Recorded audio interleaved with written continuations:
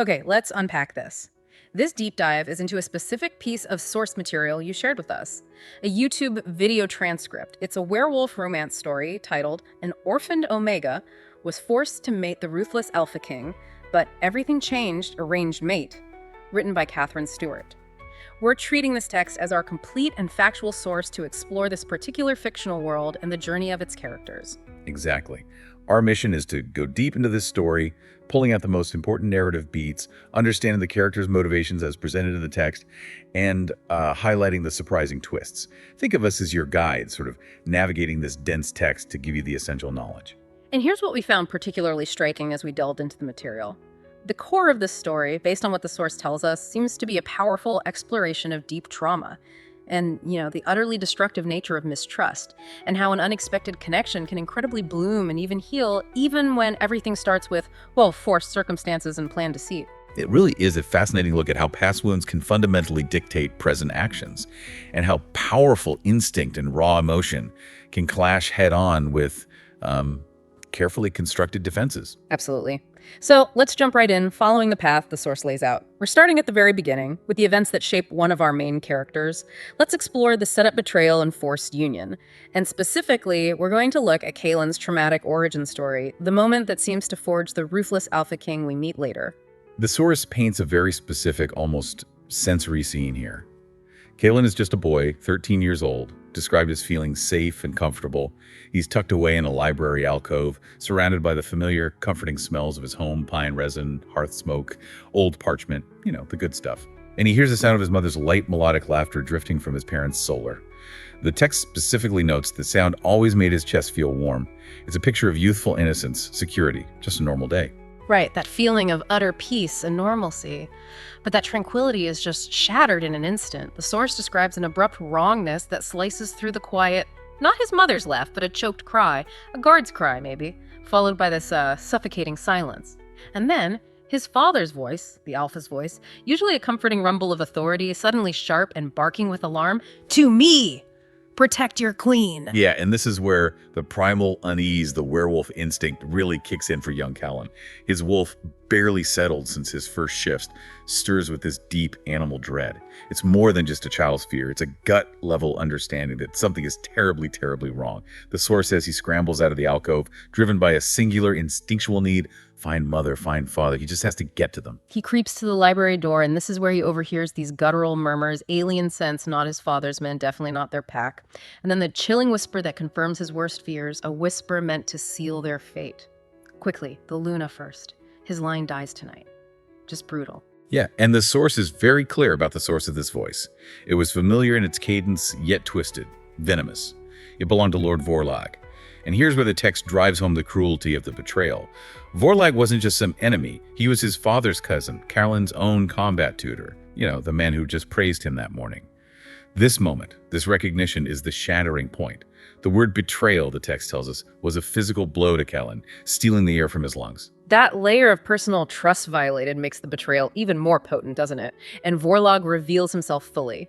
The source says he casts aside his cloak, revealing the snarling wolf's head sigil of a renegade clan his father had exiled years ago. So it wasn't just a coup, it was a calculated act of revenge and ambition by family. And the violence just spills out immediately. The solar door bursts open. His father, the Alpha, described as a raging tempest, is framed in the doorway, already bloodied but fighting fiercely, like a cornered animal. Behind him, Kalin glimpses his mother.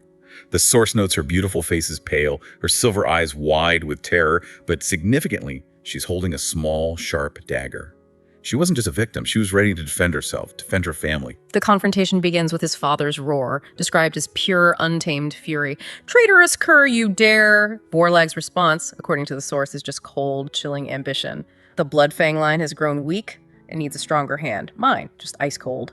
The ensuing fight is described as a blur of savage snarls, the clang of steel, the horrifying thud of bodies, just chaos. Kalin's father fights like the Alpha he is, a whirlwind cutting down attackers. But the attackers are relentless and coordinated, clearly planned by Vorlag. And Vorlag's treachery is particularly highlighted in the text. He waits for his moment and strikes with viper speed from the side as Kalin's father lunges to protect his mother from a flanking attacker. The source specifically points out the flash of a poisoned dagger plunging into his father's unprotected flank. Ugh. The text says the look on his father's face is one of agony and disbelief. Just awful. His mother screams Kalin's name, and the source tells us it was a sound that would echo in his nightmares for eternity. That's haunting. She lunges with her dagger, driven by instinct and desperation, but the last cloaked figure cuts her down. The text is stark and brutal. Cut her down. No hesitation. This is the absolute breaking point for young Kalin. The source describes grief and rage consuming him, his young wolf erupting with unknown ferocity. He launches himself from the library, described as a small, snarling shadow, grabbing an iron poker clip. I mean, a pathetic weapon against trained killers, but it's all he has, right? Aiming directly for Vorlag, the architect of his agony. Vorlag is surprised, actually, referring to him contemptuously as the whelp, resilient, like he's just an annoying insect. But he disarms Kalin with ease. The poker just clatters away. Vorlag's hand, smelling of his father's blood, clamps onto Kalin's shoulder, his talons digging in. "You should have stayed hidden, boy," Vorlag rasps, his eyes cold and triumphant. "Now you get to watch the old world burn before you join them." He gestures to the fallen bodies of Kalin's parents and smiles, actually smiles, at the boy's utter devastation. This moment right here is so crucial because the source tells us precisely what happens inside Kalin. It states that in that instant of absolute loss, something within Kalin fractured, then hardened. The boy died, and something else cold, unyielding began to take root. His tears are frozen by a glacial rage, and he meets Vorlag's gaze not with a child's fear, but with a chilling adult promise of retribution. This isn't just backstory, this is the foundational wound. It shapes every decision, every action, every layer of ice around his heart from this moment forward. His escape is sudden, pure instinct for survival. The horns of the Blood Fang Guard blare from the courtyard reinforcements, but agonizingly too late for his parents. Way too late. Vorlag curses, his attention momentarily diverted by the sounds of the approaching fight. The source says this is Kalin's only chance. He bites down hard on Vorlag's hand, tasting his blood, a bitter vow sealed on his tongue. Vorlag roars in pain, his grip loosens just enough, and Kalin wrenches free, scrambling into the shadows just as loyal guards storm in, their howls of rage and grief echoing his own silent screams as he runs. He runs, just runs. A young alpha driven by primal instinct and this burning need for vengeance, leaving everything behind. The lessons seared into his memory by the scent of his parents' blood and the ruins of his childhood home are brutal and absolute, according to the source. Trust was a fool's game. Mercy was a weakness. Love was a vulnerability that could get everyone killed. And his resolution, born from that deep trauma, is equally absolute. Never be that vulnerable again. He will be strong. He will be ruthless. He will be king, and he will never be betrayed. For you, diving into this story, this origin explains everything about the man he becomes. It's the key to understanding his initial reactions, his ruthlessness, his paranoia. Exactly. That sets up the Alpha King perfectly. Now let's shift our focus to the other key character introduced in the source in her very different world. Let's look at Saraphina's oppressive reality in the Moonshadow Pack. Right. The setting described is the Moonshadow Pack's main hall. The air here, the text tells us, always tasted like stale fear, like old ambition, like sharp tang of resentment. Not exactly welcoming. Saraphina is described as trying to breathe shallowly, specifically to avoid feeling the sour echo of Malachi's mood that just permeates the space. The text describes her discomfort in this place, tracing ornate carvings on the walls that felt like a cage even if it was gilded. And her empathic senses, a part of her nature, are clearly a burden in this environment. It's not a gift here. She hears whimpers from the kennel yard below, new pups taken too soon for training, and feels the raw terror of the small creatures alongside the callous indifference of the wolves tasked with hardening them. This overload of negative emotion overwhelms her with a crushing helplessness. The source makes it undeniably clear. She hated this life under Malachi's thumb. Her reality is one of quiet suffering and, well, powerlessness. Malachi's arrival is heralded by his shadow falling over her, his scent described as a suffocating mix of cedar and unearned power, which is a subtle but important detail highlighting his nature. Her empathy immediately confirms the deep-seated contempt he holds for her. His voice, smooth as polished obsidian, cuts through the quiet, and he addresses her with this indulgent condescension like she's a quaint, useless child. Saraphina, cousin, he says, still admiring the view. Such a luxury for an Omega. The condescension just drips off him. Saraphina's reaction, according to the text, is to murmur Alpha and turn slowly, her gaze carefully neutral, but her heart pounds so loudly she fears he can hear it. She cannot mask the tremor in her hands, a physical manifestation of her fear. And Malachi sees it, of course he does. The source points out that her fear is his favorite currency. It makes him smile predatorily. It fuels him. He then announces excellent news. Purring. moving closer, his dark eyes glittering with a malicious glee that sends shivers down her spine. A chance for you to finally be useful, a chance for the Moonshadow Pack to rise. The suspense hangs heavy in the air, a clear dramatic beat in the narrative. Saraphina's suspicion is immediate and deep. She knows instinctually that any chance from Malachi comes with a poison hook. It always does. The text captures her internal state perfectly, noting she doesn't know what scares her more, his false kindness or his outright cruelty. This sets the stage for the manipulative reveal. And that reveal is the core of the arranged maiden espionage plot. Malachi paces, his excitement described as a jarring, almost frantic energy. He announces King Kalin of the Blood Fang Pack, described in this context as a formidable alpha, uncontested for centuries, a brute some say but powerful. Note how even here, the description of Kalin from an outsider's perspective includes that brute reputation, confirming his persona. And then he spins to face Saraphina, his eyes piercing, delivering the news that shatters her already fragile peace. And you, my dear Omega, are his new bride. Saraphina's shock is visceral, raw. Her breath catches, the words hang in the air, cold and heavy like stones in her chest. Just sinks her. Whispers of Kalin's ruthless reputation echo in her mind. A haunting melody, stories that he was a force of nature, that he took what he wanted, that his rise to power involved crushing dissent. Not exactly comforting news. Malachi adds that this union is an alliance, a union forged for power. But Saraphina, focused on her own perceived inadequacy and terror, protests, stammering frantically, searching for any way out of this nightmare. Alpha, I'm an Omega. My bloodline is weak, position insignificant. She feels this is a nightmare, a cold dread seeping into her bones. She's grasping at straws. And Malachi's response is brutally cruel, but perfectly logical from his manipulative perspective. His grin widens, cruel and triumphant. Precisely, Saraphina, he purrs. Your insignificance is your greatest asset. No one would suspect you. The irony is sharp here. Her lack of status is the very thing that makes her valuable to him as a tool. How twisted is that? Then come the chilling details of the spying mission. He moves to an ornate table, picking up a delicate silver locket, a sentimental object belonging to Saraphina. You will send me regular reports, every weakness, every secret, every rumor whispered in Kalin's court. This isn't just about an alliance, it's about infiltration and sabotage. Pure espionage. He turns the locket over, noting it was her mother's, her father's last gift to her, twisting the knife. And here's where he delivers the crushing threat, lowering his voice to a chillingly soft tone that is far more terrifying than a shout. Your father's old pap loyalists still reside within Moonshadow lands. A good alpha cares for all his pack, or punishes those who would betray him. The unspoken threat against the people she cares about hangs thick, heavy, poisonous shroud in the air, making her stomach churn. He's got her trapped. This threat forces her devastating internal conflict and her ultimate helpless resolution. For a fleeting second, fury gives way to a fierce, wild urge to snarl, claw, fight her wolf stirs, wanting to resist. But then, the source tells us, the vision of her younger cousins, the scent of her aging foster parents, flashes behind her eyes. They are helpless against Malachi, and she, a simple Omega, feels utterly powerless to protect them by fighting back. The defiance just drains away, leaving her hollow.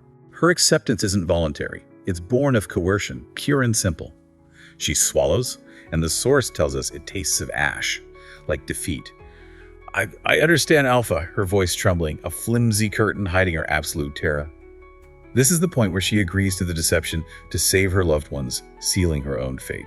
The preparation for this lie feels like a suffocating shroud in her chambers. She clutches the locket, its cool metal, a stark contrast to the burning shame she feels. Her mind spins with Malachi's instructions, a cruel tapestry of betrayal. Her task: gather weaknesses, open his throat to enemies, pretend to be a willing bride to a terrifying king. The thought alone, the source says, makes her want to vomit. I mean, who wouldn't? The details of the spycraft are highlighted in the source, emphasizing her vulnerability and lack of agency. Malachi gives her special ink, charm to disappear, and paper woven with wolfsbane to mask its scent from shifters. Clever, but sinister. He explains how to observe, listen, and blend into the background. The text states she felt less like a spy with a purpose and more like a sacrificial lamb being led to slaughter. Her internal conflict is a live wire sparking with guilt. She's caught in this impossible bind. Failing Malachi condemns her loved ones. Succeeding damns herself by potentially enraging and being destroyed by a terrifying king. There's no winning. She looks in the polished dressing table surface, and the source gives us a visual representation of her despair. Her eyes, usually vibrant and moss-colored, are dull, shadowed by despair that feels like a physical weight. Her Omega scent, typically soft and comforting, feels twisted, tainted by the lie she's about to live. And then a quiet, terrifying voice inside her whispers the most immediate fear. What if he smells the deceit? A fresh wave of panic washes over her. Kalin, a powerful alpha known for his acuity, would surely know she was lying. How could he not? The departure is signaled by a knock. A gruff guard announces, "Saraphina, it is time. The journey begins." Her heart skips. There's no turning back from this path now. She takes a deep, shuddering breath, trying to calm the frantic flutter in her chest. She has to be strong, survive, and protect those she loves back home. That's her only focus. As she steps out, the source tells us she feels like she's walking towards an executioner, carrying a secret that could shatter her world and everyone in it. And just like that, the source concludes this section. Everything changed for her. The board is set. Yeah, this setup section, for you as the listener, is just vital. It establishes the core motivations and constraints of both characters. Malachi's motives are pure power and control, leveraging Saraphina's deepest vulnerability, her family. Saraphina is trapped by circumstance and loyalty, forced into a role that goes completely against her nature. And Kalin's trauma from Vorlag's betrayal primes him to see deceit everywhere, setting the stage for a potentially disastrous reaction when Saraphina arrives, bearing a lie, however forced. The forced situation, built on coercion and hidden agendas, collides head-on with Kalin's deepest wound, amplifying the potential for catastrophe dramatically. With that heavy setup laying the groundwork, where does the story take us next? Saraphina begins her journey to Blood Fang lands, and this is where instinct and trauma really collide for the first time, not just for Kalin, but for Saraphina too. Let's explore arrival and first encounters, instinct versus trauma. The journey itself, according to the source, felt endless, each mile a tightening coil of dread for Saraphina. Days blurred into a monotonous rhythm of travel, the heavy silence of her escort more intimidating than any spoken threat. It's a period of anxious anticipation, really building the tension for her arrival. And then, without warning, the air shifts dramatically. A new scent filters through the carriage, vents pine, storm, and something raw, undeniably alpha. It's powerful. It's Kalin's territory. It's his presence. Saraphina's breath hitches, and her wolf, usually quiet under Malachi, stirs uncomfortably deep inside her. It senses the approaching power. It knows. The arrival at the castle itself is described with vivid detail. Carriage wheels crunch on gravel. They've arrived. Her heart hammers against her ribs, a wild drum beat against the sudden silence after the travel. Stepping out, the light is blinding. She faces a towering gate of dark ancient iron, guarded by wolves described with the cold, unwavering focus of predators. Utterly intimidating. Her legs feel strangely heavy and she pulls her shawl tighter, feeling a chill unrelated to the temperature settling over her. The castle looms against the setting sun, massive and imposing, sharp spires clawing at the sky. The source doesn't just call it a building, it calls it a fortress, a symbol of power radiating palpable dominion. Saraphina's fear is amplified by her surroundings. She doesn't know what scares her more, the sheer size of the castle or the chilling stillness of the guards, their faces like stone. Inside, the halls are vast, echoing with the soft scuff of boots and the distant muffled sounds of a truly enormous pack. But overriding these sounds is a tense, waiting silence, heavy like velvet. You could cut it with a knife. Every step Saraphina takes feels like a drumbeat, announcing her unwanted arrival to the pack. Her omega senses, usually a gentle hum that helps her connect with others, are now completely overwhelmed. They scream with the sheer density of unfamiliar emotions around her. Caution, curiosity, suspicion, all directed squarely at her. It's described as a suffocating pressure, the pack's collective wariness bearing down on her. And then comes the pivotal moment of meeting King Kalin. They reach enormous double doors carved with intricate, terrifying images of wolves in mid-hunt. Ominous. The doors swing inward with a deep, resonant groan, revealing the throne room. And she sees him, King Kalin. He's sitting on a throne carved from petrified wood, dark, imposing, rising like a jagged mountain peak, just pure power projection. His physical form is powerful, his shoulders broad, his hair is black as midnight, his face chiseled from granite-sharp cheekbones, a strong jaw. The source is explicit. He wasn't merely a man, he was the embodiment of raw, untamed authority. A hush falls over the entire throne room as Saraphina enters, every eye fixed on her. Can you imagine the pressure? Saraphina feels a strange tightening in her chest, a mixture of terror and something else, something humming beneath her skin, a reaction she doesn't yet understand. Kalin's gaze sweeps over her, a slow, predatory assessment that makes her nerves sing with unease. The source emphasizes he doesn't just look, he evaluates, like a seasoned hunter assessing prey. This immediately brings his ruthless reputation right to the forefront. And then his voice, a low rumble that vibrates through the floor, breaks the silence. His first words to her are sharp, ice cold, designed to cut her down and diminish her perceived value. The Moonshadow Pack offers a trinket. What value does this Omega bring beyond the obvious allure designed to dull an alpha's senses? Ouch!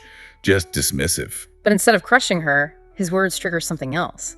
A strange heat blooms in Saraphina's cheeks. He felt her scent, her unique omega scent, subtly imbued with the empathic magic Malachi hoped would lure him. And then, the text says, he looks directly at her. His eyes, the color of molten gold, lock onto hers. And this is where the story gives us the bond collision. The source describes it vividly, not as a simple glance, but as a violent collision of souls. Whoa! A jolt, electric primal, almost painful, shoots through her, starting deep in her core and pulsing outwards, making her knees weak. This isn't just attraction, it's a fundamental, instinctual connection being described here. Something ancient and powerful. Deep inside her, her wolf, usually suppressed, lets out a confused, almost joyous whimper. Can you believe it? Joyous.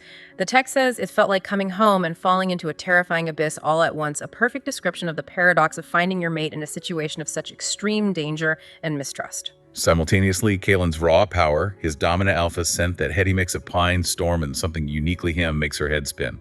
Her inner omega stirs with a confusing mix of fear and a deep, instinctual longing to submit, to be claimed by this alpha, despite everything. Her empathic sense is completely overwhelmed, bombarded by the force of his contained reaction. She feels his surprise, his fury at this unwanted connection, the raw, aching need he's fighting with every fiber of his being. She sees past his ruthless facade, glimpsing the possessive hunger in his golden gaze, a hunger that both terrified and enthralled her. What a conflict. It's described as a terrifying push and pull, like two opposing magnets trying desperately to connect while simultaneously repelling each other. His physical reaction is a clear manifestation of this internal battle. His knuckles are white as he grips the arms of his throne, fighting the primal urge to drag her closer and claim her. His breath is harsher, barely audible above the thrumming tension. He's fighting himself, hard. When Saraphina finally speaks, her voice trembles because his overwhelming reaction has completely stripped her of her composure. I mean, who could blame her? Loyalty, King Kalin, she manages, the word a fragile shield trying to cling to her mission, and a desire for peace between our packs. Even as she speaks, her empathic sense allows her to feel a flicker of his wolf's visceral agreement with her scent, a deep instinctual recognition, even though his human mind, locked down by trauma, remains hostile. Hostile to the idea of a connection with an omega from a potentially treacherous pack. This gives her a sliver of desperate courage, a hope that maybe, just maybe, he isn't entirely lost to his coldness. But the internal conflict is stark for her. She doesn't know what scares her more, the depth of his anger at this unwanted connection, or the terrifying truth of her own body's overwhelming response to him, to the bond. Kalin's reaction, driven by his deep-seated trauma of betrayal, is immediate and decisive. This leads to Kalin's denial and confinement. His gaze remains fixed on her, unwavering, a predatory intensity that strips her bare. The silence stretches, long and taut, thick with the unspoken tension of the throne room.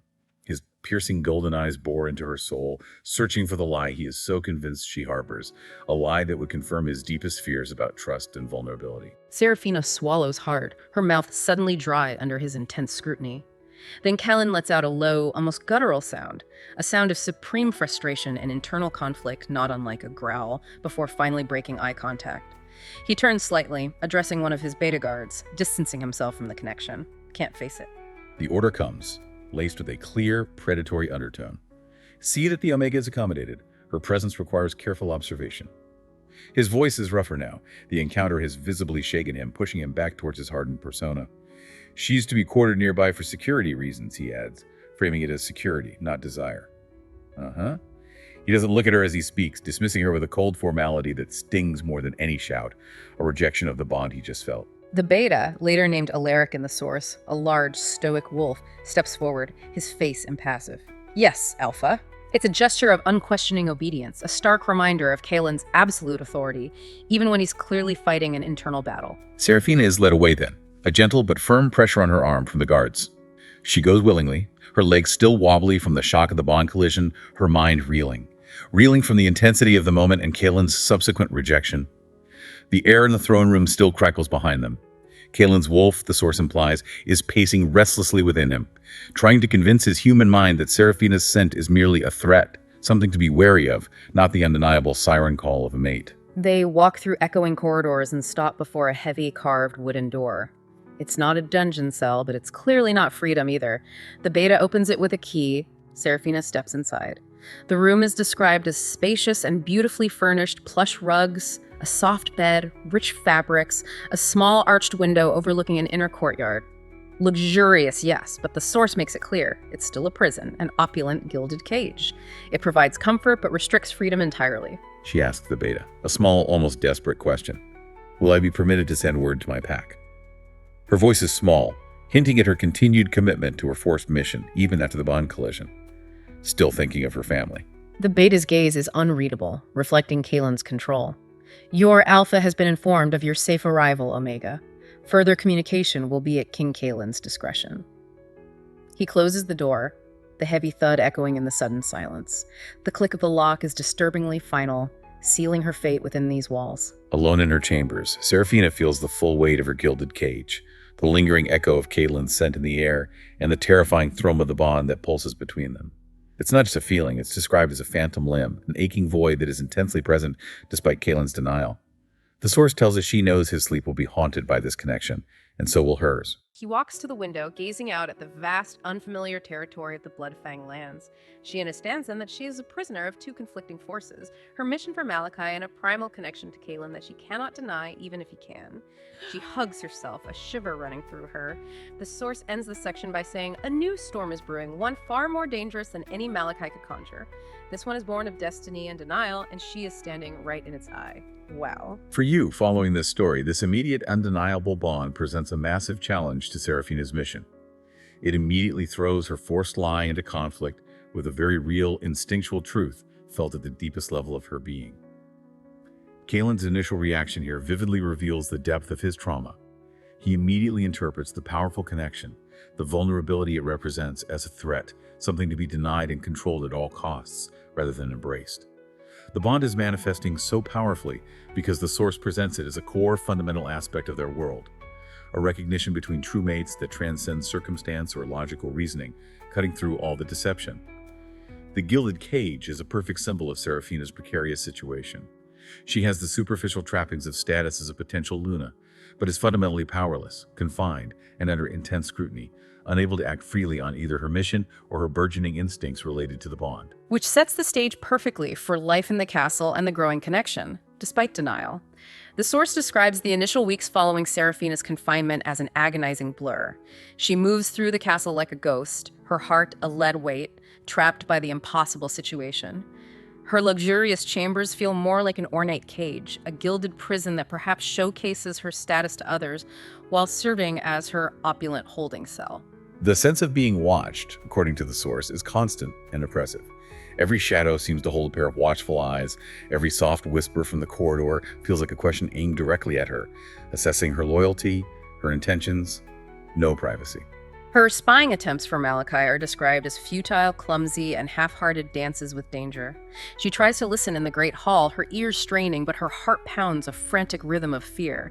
She attempts to observe maps or documents when opportunities arise, but her hands tremble.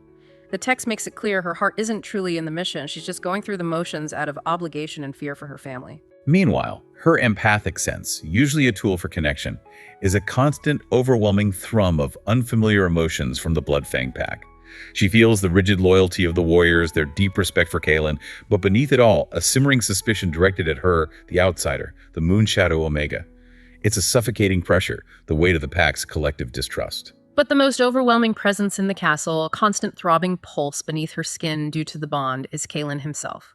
The source says his scent, that potent mix of pine, storm, and raw alpha, is everywhere.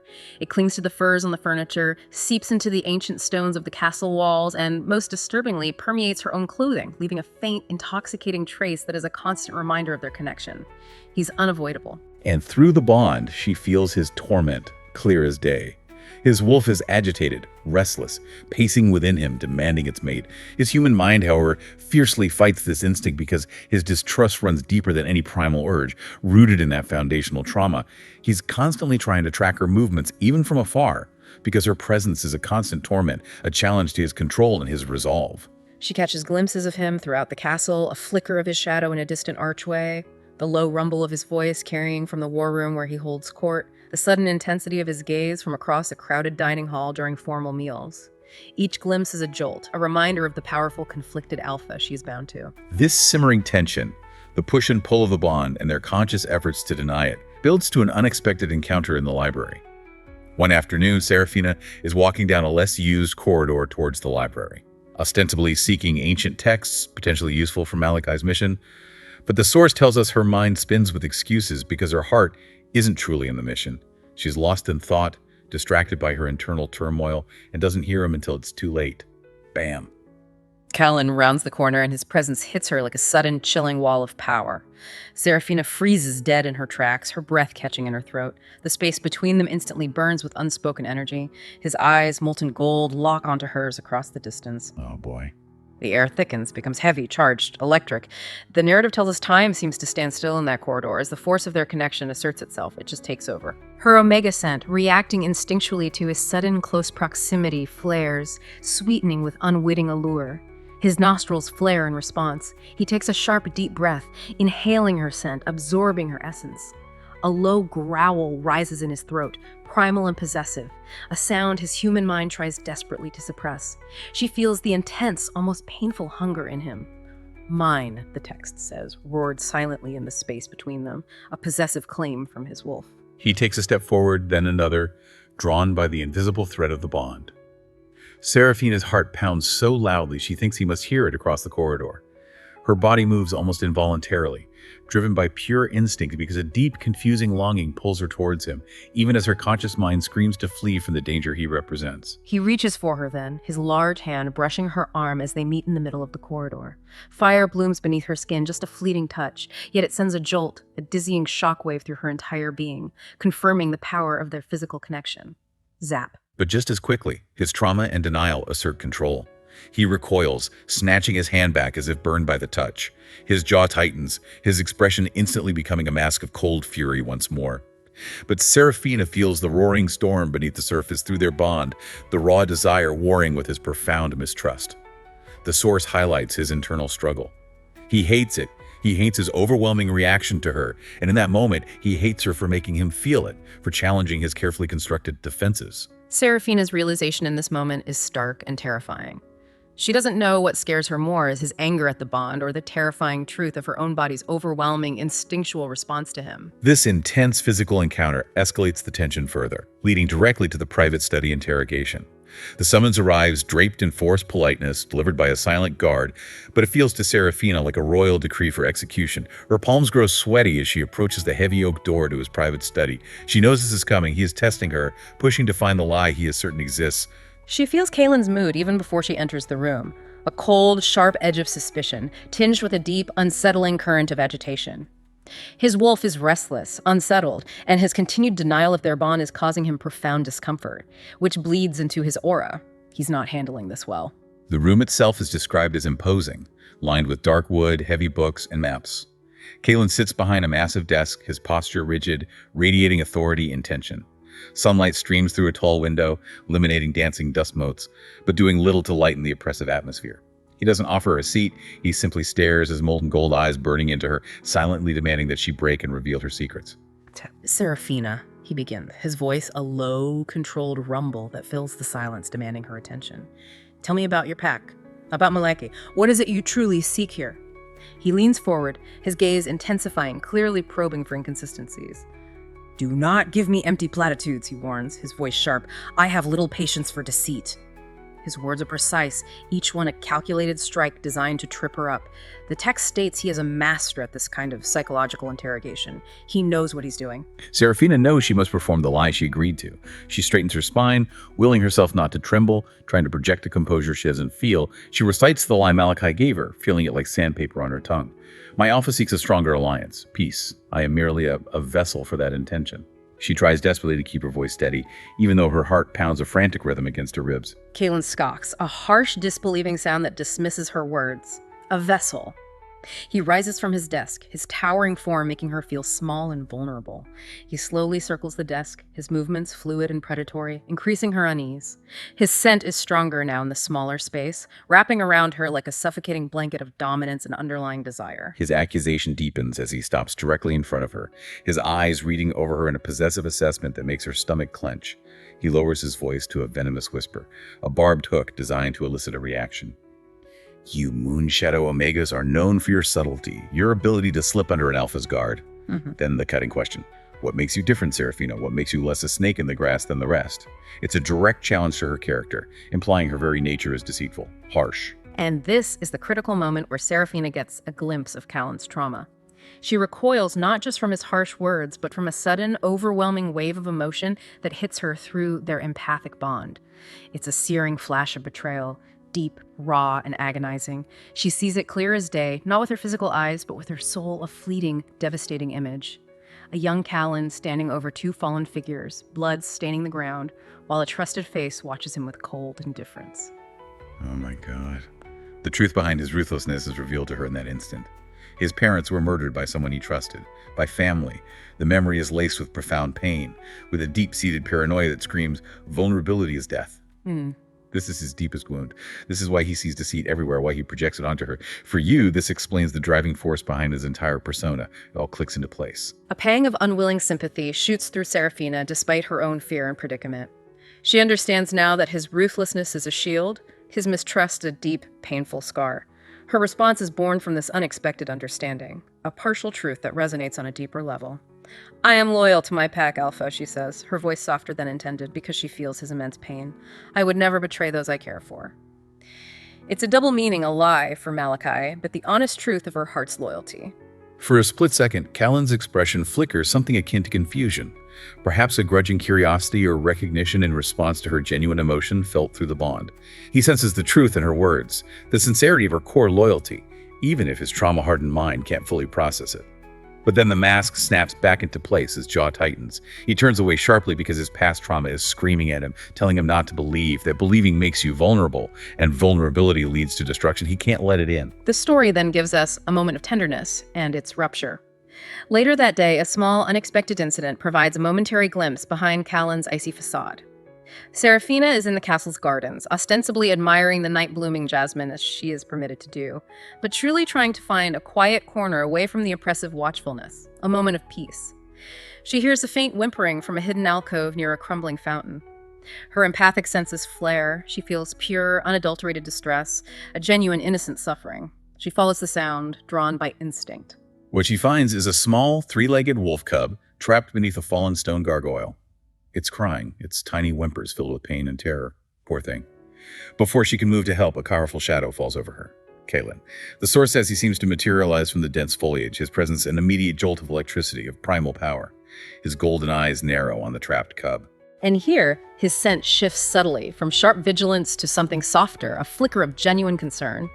His wolf, the source tells us, surged with a protective instinct, the deep-seated alpha urge to protect the vulnerable in its territory. This highlights the conflict within him, the inherent protector buried beneath layers of trauma. It's still in there. Seraphina acts on her own omega nature. She kneels instinctively, her voice filled with concern for the tiny creature. It's trapped. Her omega nature, always drawn to comfort and nurture, surfaces without conscious thought. She carefully, gently tries to shift the heavy stone, her small hand straining, but it's useless.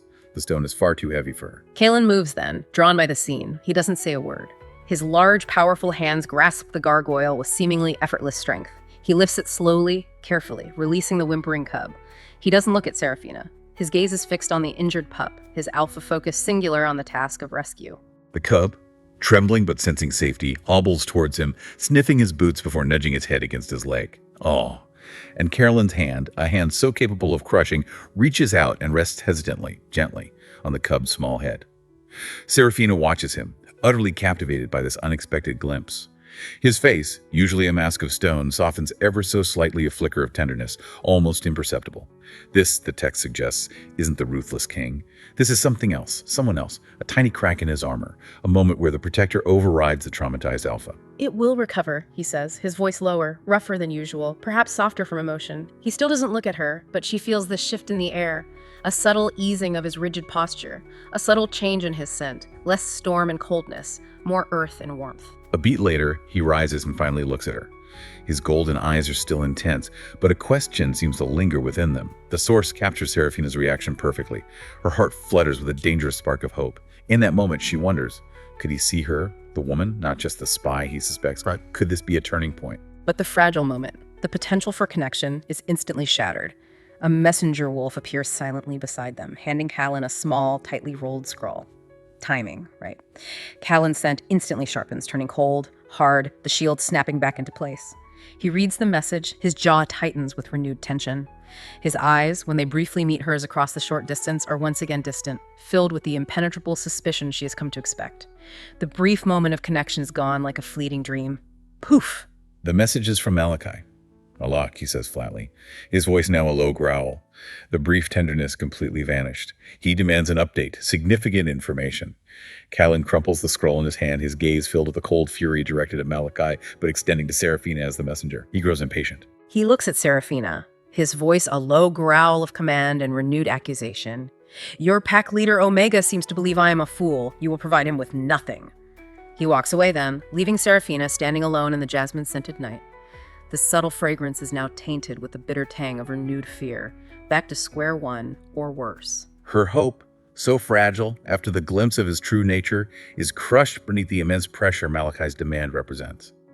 The conflict for Saraphina has escalated dramatically, and she is caught directly in the middle. Between a ruthless alpha demanding betrayal under a threat to her family and a powerful king who hates deceit and mistrusts her deeply because of his past. The core question whispers again, more urgently this time. How can anything good possibly come from such a poisoned beginning when the noose of deceit tightens around her with every passing moment, and Kalin's trauma prevents him from seeing the truth? Yeah, this section masterfully highlights the conflict within Kalin himself. His reaction to the cub shows his underlying protective, alpha nature, which is immediately at war with his trauma-fueled persona of mistrust and ruthlessness. His fear of betrayal, rooted so deeply in his past, is so dominant that it immediately overrides a moment of genuine connection and potential softening. It's like a switch flips. Malachi's impatient demand ups the stakes for Saraphina dramatically. It forces her hand, making her impossible situation even more desperate and increasing the likelihood of her secret being exposed by external pressure. Which unfortunately directly leads us into the story's climax. In the climax, exposure, consequences, and the fading bond. The weeks after Malachi's demanding message feel like a fresh hell for Saraphina. She moves through the castle like a ghost, her heart a lead weight in her chest. She continues her futile attempts to spy, leaving vague, useless reports that satisfy no one. Every whispered word she hears, every accidental brush with a Blood Fang guard, feels like a deep betrayal of the king who showed her that brief glimpse of tenderness. Her mind is a constant cacophony of guilt because she feels she's failing everyone, risking her loved ones by not providing Malachi with useful information, and also failing Kalin by being here under false pretenses at all. She's drowning in it. Kalin's presence remains an exquisite torment. His raw power thrums through the stone walls, a constant vibration beneath her skin, a reminder of the bond. His scent, once a terrifying allure, now feels like a suffocating blanket, a reminder of the primal connection he so fiercely denies, making its presence a form of psychological torture for both of them. She feels his mounting agitation, a restless storm building inside him through their bond. He's clearly losing sleep. His alpha aura, usually a steady beacon of control, now flickers with irritability and barely contained rage. She hears his sharp words echoing from the war room, or witnesses his beta alaric flinches at his unexpected growls. His pack senses his disquiet. A subtle unease is rippling through their ranks, reflecting their alpha's internal turmoil. The tension is escalating dramatically, impacting not just Saraphina and Kalin, but the entire pack. It's palpable. This mounting tension, this internal and external pressure, culminates in the library encounter. Second, climax buildup. That night, the torment intensifies for Saraphina. She finds herself drawn from her chambers by an inexplicable pull, an invisible thread tugging her towards the heart of the castle, towards the library where they had that first charged encounter. Her bare feet make no sound on the cold stone floors. The castle is quiet, cloaked in the deep hush of night. And then she sees him, Kalin. He stands in the expansive library, bathed in the soft glow of a single flickering lamp. He is alone, his back to her, his shoulders rigid, tense. His scent is strong and potent in the enclosed space, a mix of agitated alpha and something darker, a deep, aching loneliness that her empathy registers instantly. Her empathic ability allows her heart to ache for him. She feels the raw, unguarded pain radiating from him.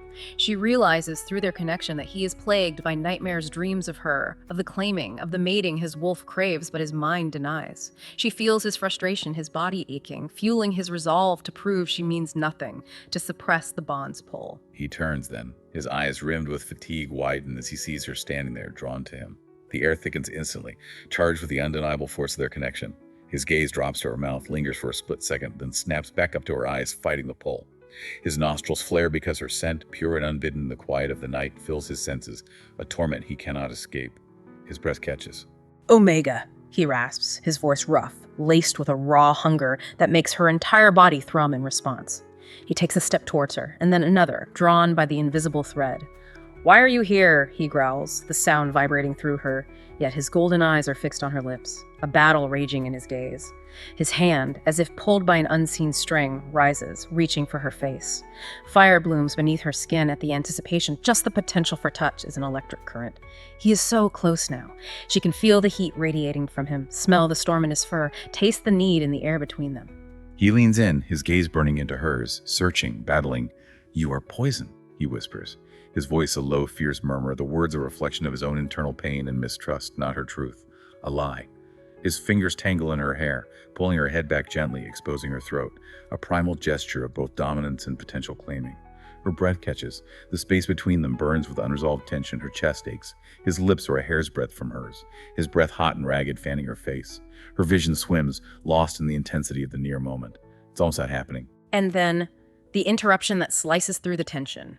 Without warning, a sharp, distant clang echoes from the castle's outer walls, an alarm, a signal of danger. Kalin freezes instantly, his alpha instinct screaming, "Danger!" His eyes snap open, his focus shifting from her to the external threat. The intimate moment, the potential for a breakthrough, is shattered. Just like that.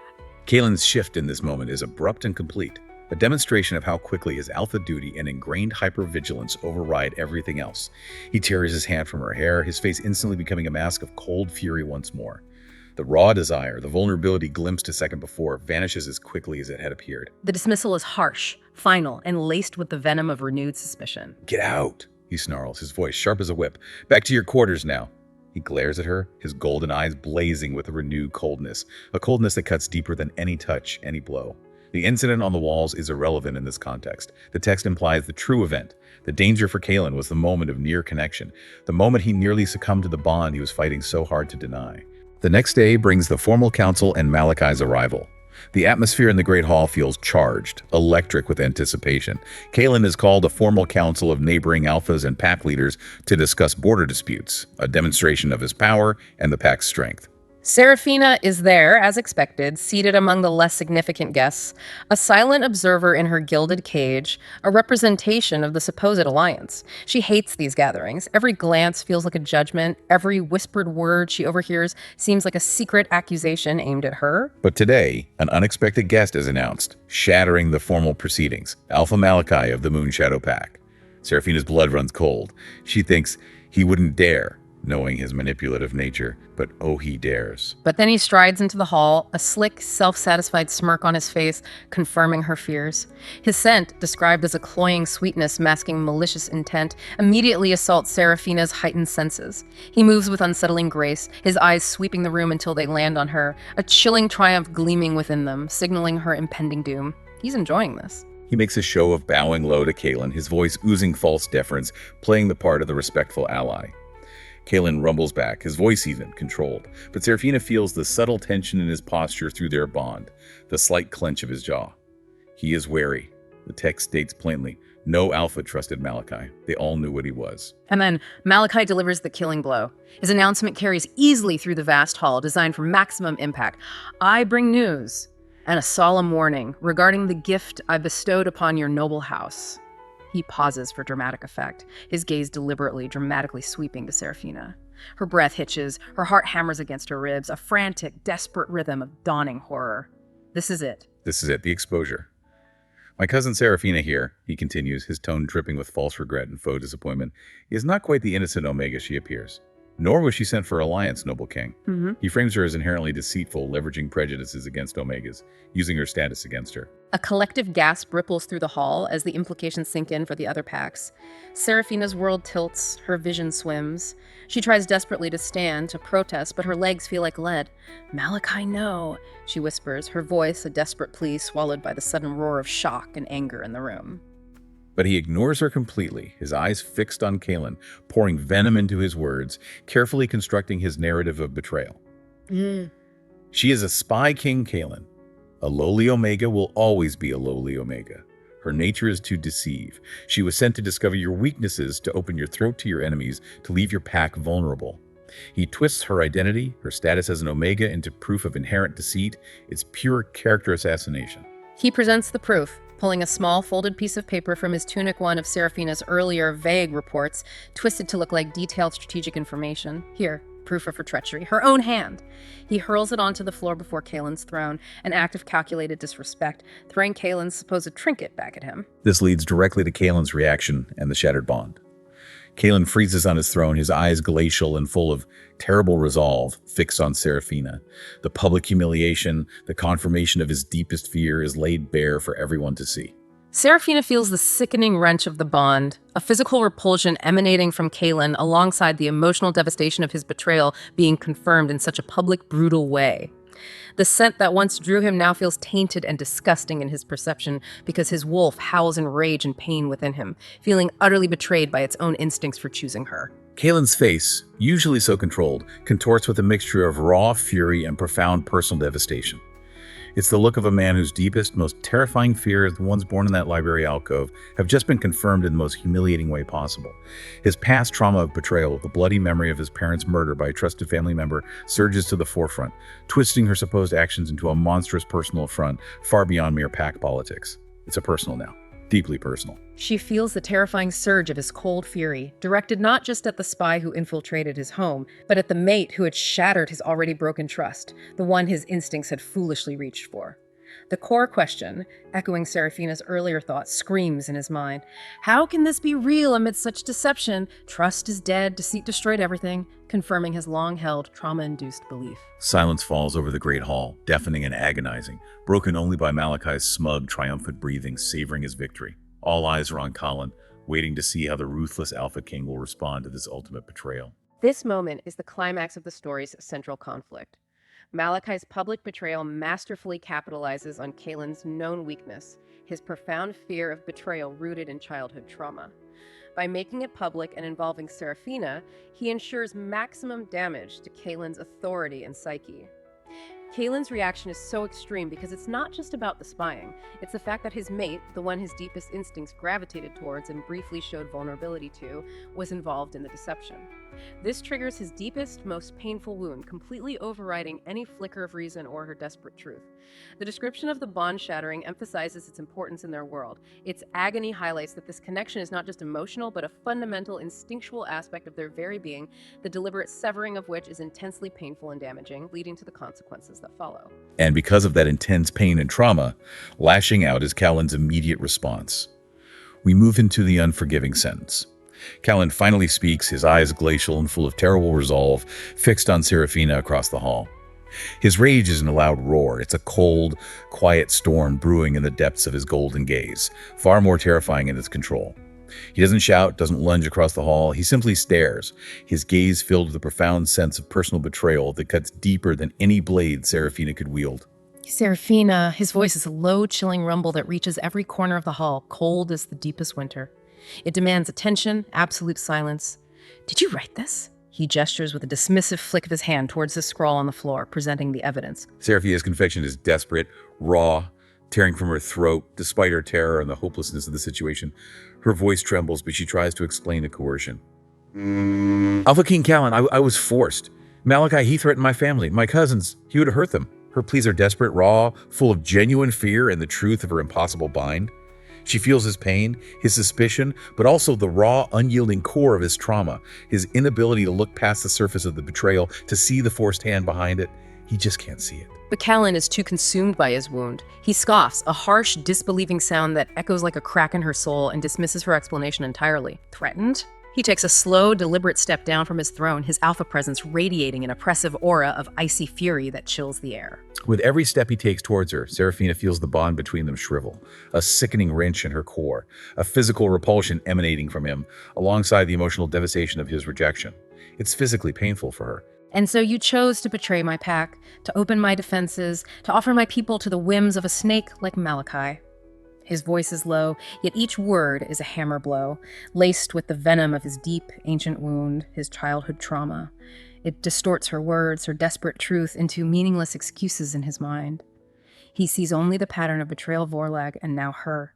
He stands directly before her, his immense height casting a dominating shadow that makes her feel small and powerless. You are not an alliance, Omega, he pronounces, his voice final. You are a lie, and a dangerous one. His coldness isn't just emotional. It's a palpable aura of freezing alpha power radiating from him. When he looks at her, his eyes flash with the cold fury of his wolf, a terrifying, dismissive blaze that cuts her to the core. His hands, the text says, would feel like ice burning if they touched her, so completely is he suppressing the warmth of the bond. He is actively trying to block out her scent, her presence, fighting his own werewolf nature with all his might, because this internal battle makes him even more volatile and dangerous. The command rips through the stunned silence, sharp and absolute as a whip. "Guards," he roars. "Confine the Omega. She's to be treated as a prisoner, stripped of all privileges. Her presence here is a blight." He turns his gaze from her to his beta. "She will remain in her chambers under constant guard, and no one is to speak with her without my express command." It's an unforgiving pronouncement, a death knell to her hopes, to any potential for their bond. He doesn't ask if she's guilty in front of his pack. He simply states her punishment, his face a mask of stone, impenetrable and absolute. Saraphina is taken immediately, a rough grasp on her arm from two guards. Her desperate pleas die on her lips. She knows it's useless against his trauma-fueled fury. She doesn't struggle. What's the point? Her world is crumbling around her hope extinguished by his utter rejection. Kalin watches her being dragged away, his golden eyes devoid of warmth, devoid of the fleeting tenderness she had glimpsed in the garden. The source implies he's looking at a broken thing, a shattered mirror of his own past pain, unable to see beyond the reflection of betrayal. As Saraphina is dragged away, the air in the great hall seems to crackle with the profound devastation of a bond irrevocably shattered by mistrust and past trauma. The silence roars around her, a physical manifestation of the emptiness. The future, once a terrifying path of deception, is now a desolate, empty void. Her only companion in this moment is the bitter echo of Malachi's triumphant smirk, a cruel reminder of how she was used and discarded. This marks a clear, devastating turning point for both characters and their potential future. The bond, once a source of confusing connection, is now a conduit for Kalin's rage and devastation, manifesting physically and emotionally. The consequences are severe for both of them. For Saraphina, literal imprisonment, the crushing weight of failed hope, and the fear for her family. For Kalin, a deepening of his trauma-induced paranoia, a reinforcement of his belief that vulnerability leads to betrayal, and potentially, as the source hints next, something more profound due to the denial of a true mate bond. Which takes us into the healing sickness, wisdom, and a glimmer of hope. In the aftermath of the exposure and Saraphina's imprisonment, the Great Hall's stone wall still feels cold because the echo of Malachi's betrayal lingers, a bitter scent even Kalin can't shake, a constant reminder of his perceived failure. He dismisses the council abruptly, his voice clipped, his authority reasserted through sheer force of will. He watches as Saraphina is dragged away, her desperate pleas grating against his ears, the sound, the source says, only fueling his anger. He hates that sound, hates her, and hates what she's done to his carefully built walls of control, because his deepest fear, betrayal, has been confirmed in the most public and painful way possible. After that, Kalin throws himself into his duties with a renewed savage ruthlessness.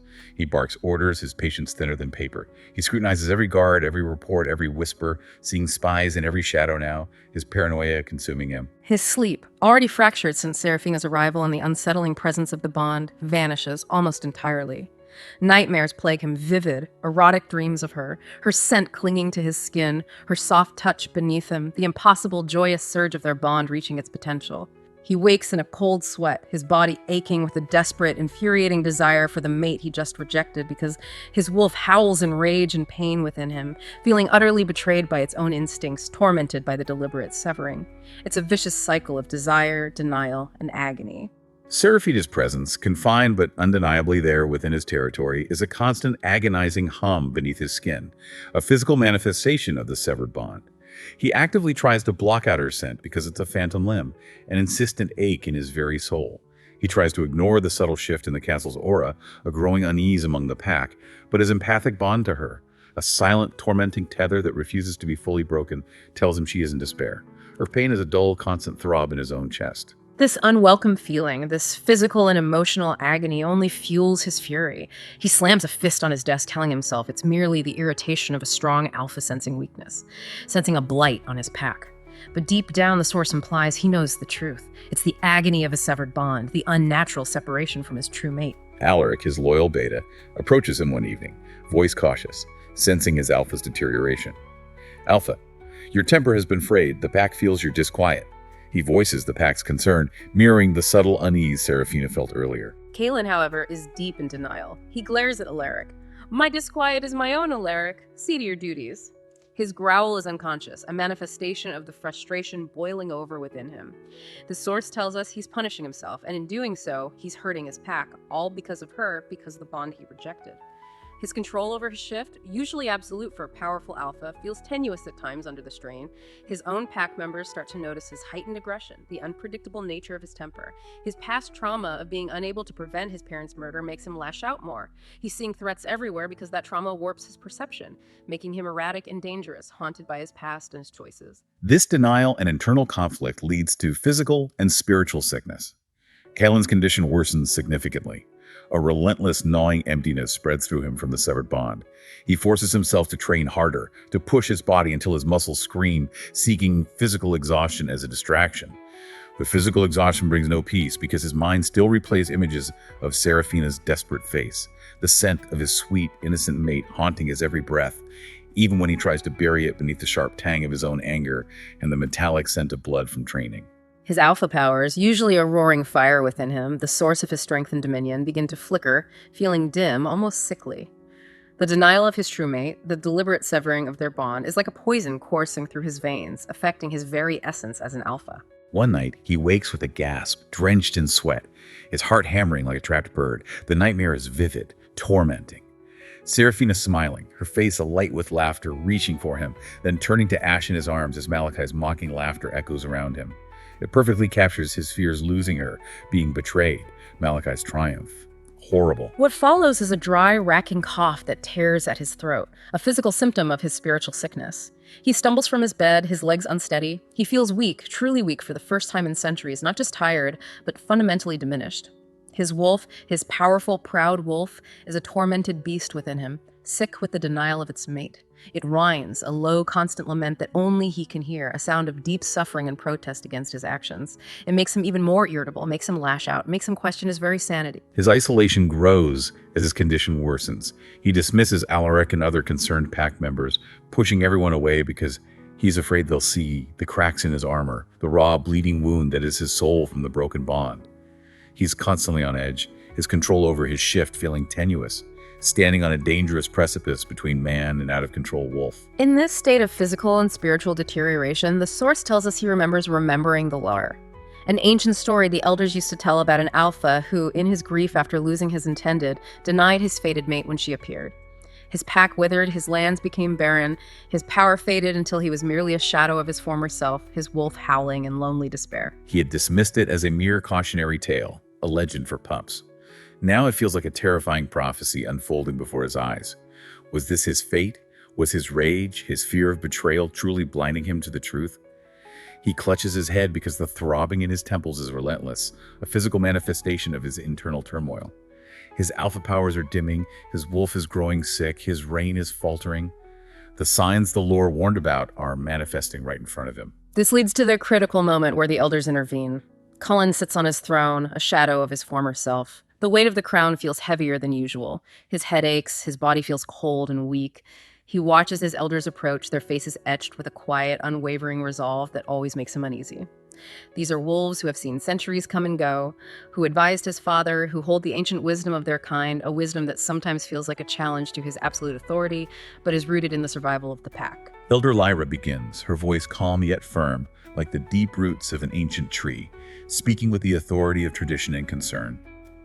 King Kalin, we come before you today with grave concern for your well-being, for the Blood Fang Pack.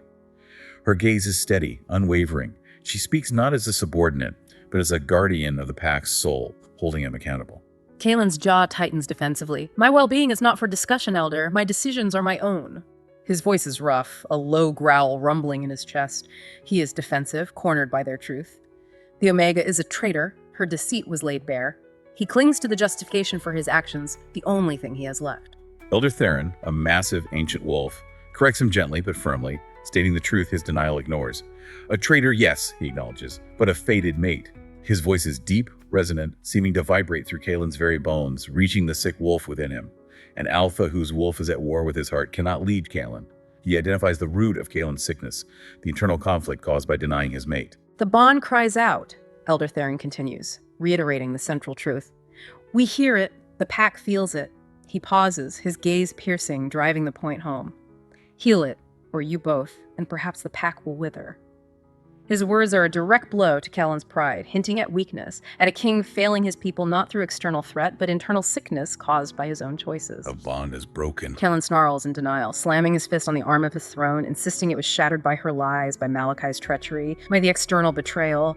He refuses to acknowledge the truth in their words. His past trauma screams that vulnerability led to destruction, and the bond feels like ultimate vulnerability. He just can't accept it. "Is it truly broken, Kalin?" Elder Lyra counters, her voice soft but sharp as flint, cutting through his denial. "Or merely wounded?" She warns him the denial carries a heavy price, one they have seen before in the lore. The sickness of the Alpha spreads to the pack. "The signs are clear, Kalin. The land's dry, hunters fail. The very spirit of the Blood Fang wanes." She delivers the chilling echo of the cautionary tale, making it terrifyingly real.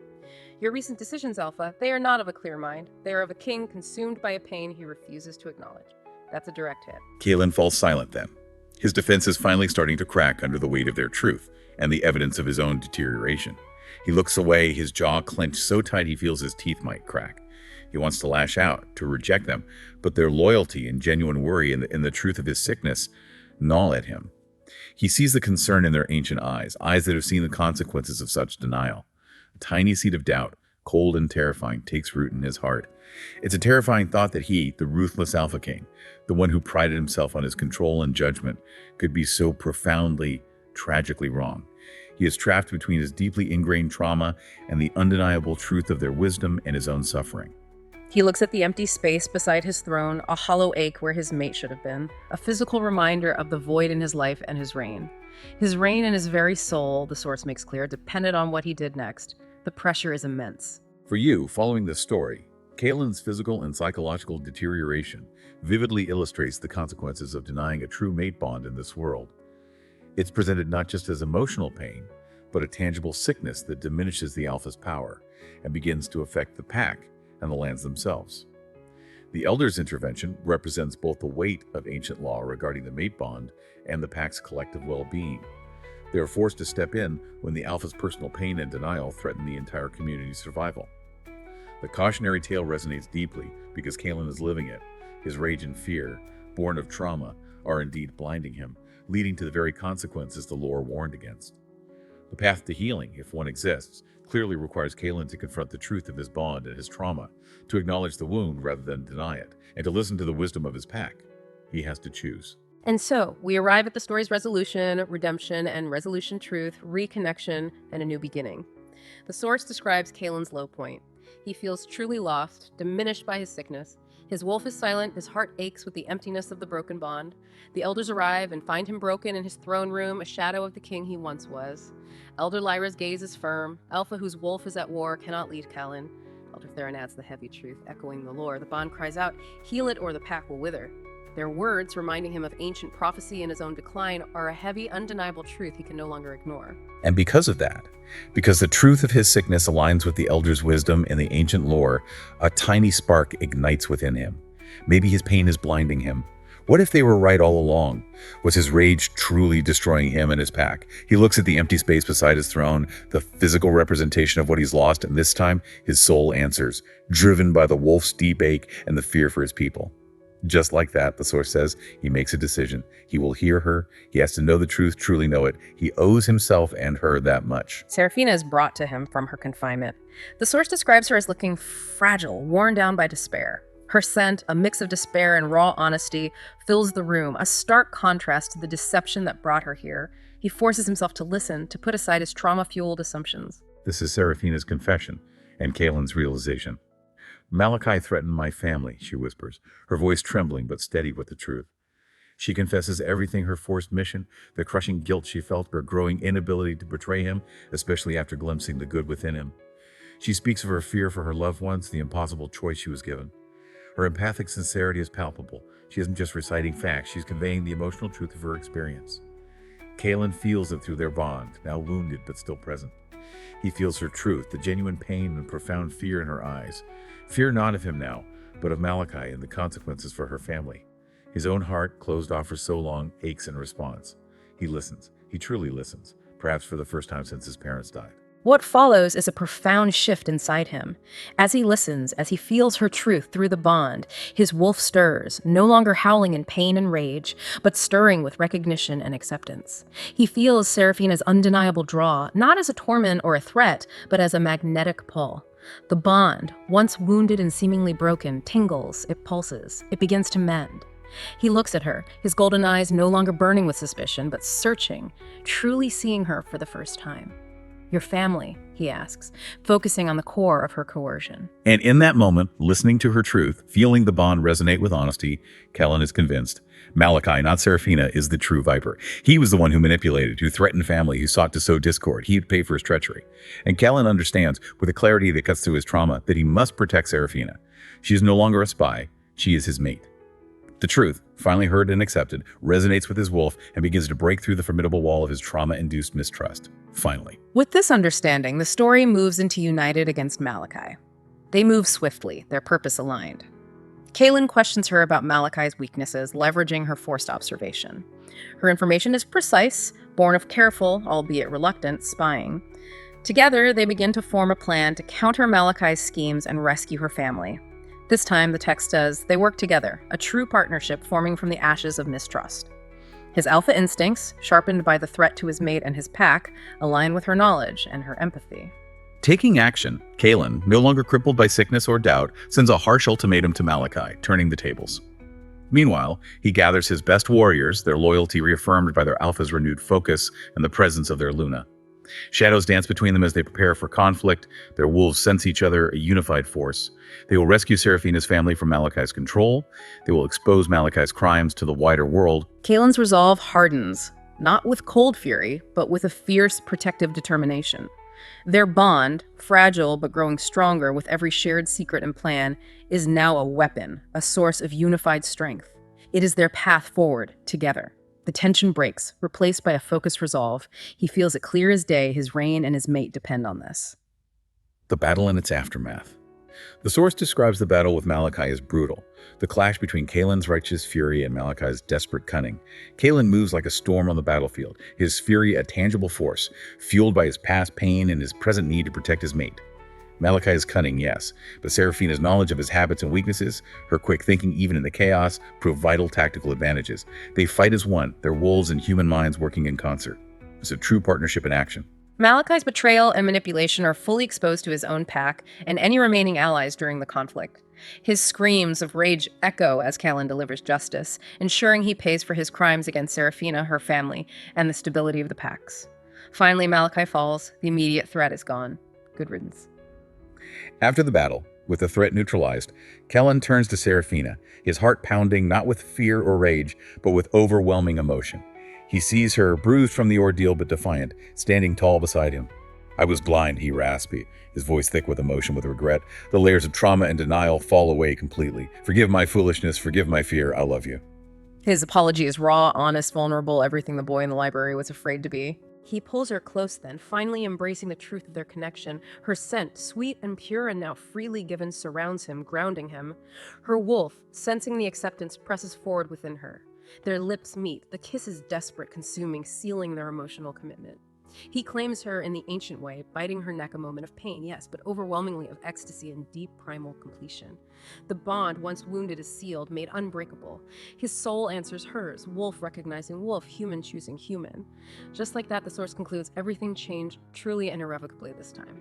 For you, listening to this story, Seraphina's honesty finally breaking through Kalin's trauma-induced mistrust isn't just about her words.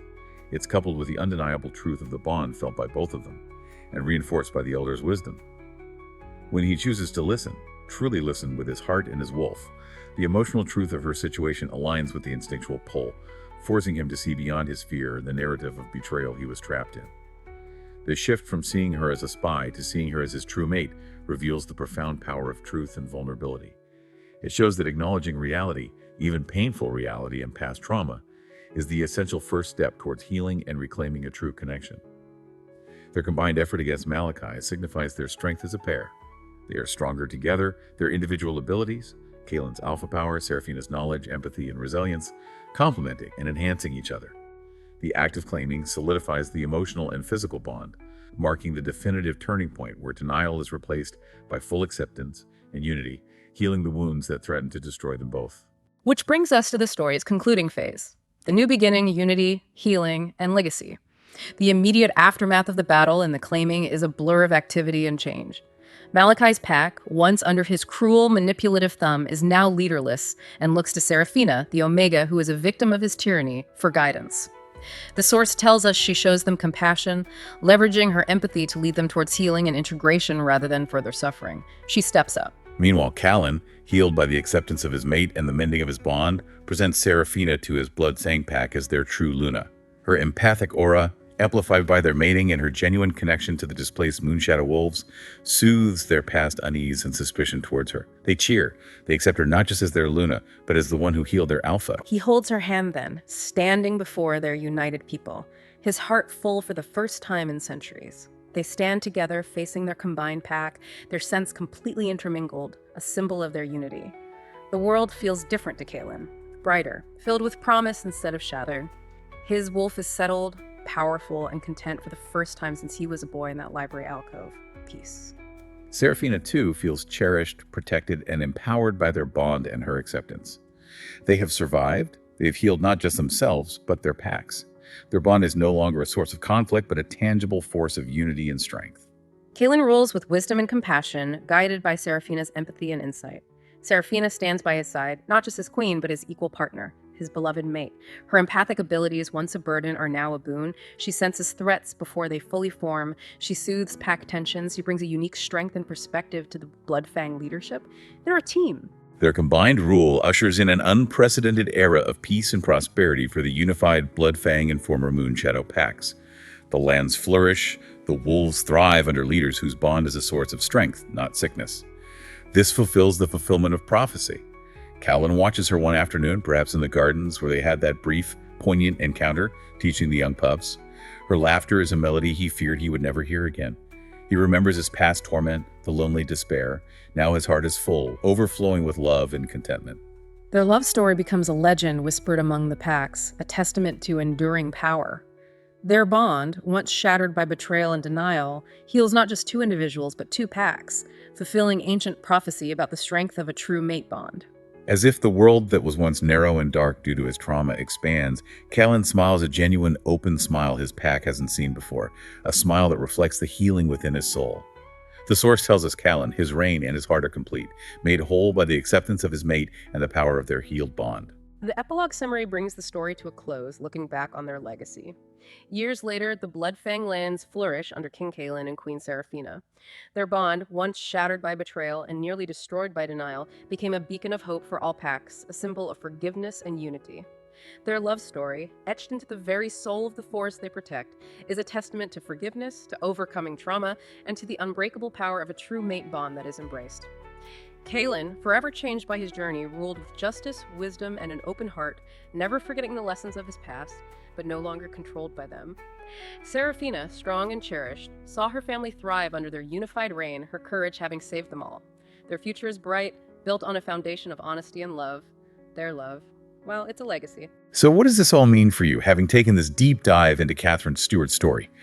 We've explored a narrative of profound betrayal, a forced union built on deceit, and ultimately a powerful connection that heals deep wounds and unites divided people. It's a story where mistrust, born of past trauma, nearly destroys everything, only to be overcome by a willingness to listen, a moment of truth breaking through denial, and the undeniable, ultimately healing pull of a true bond. It really makes you wonder, doesn't it? Can even the most carefully constructed walls built by fear and betrayal be completely dismantled, not just by truth, but by authentic connection and forgiveness?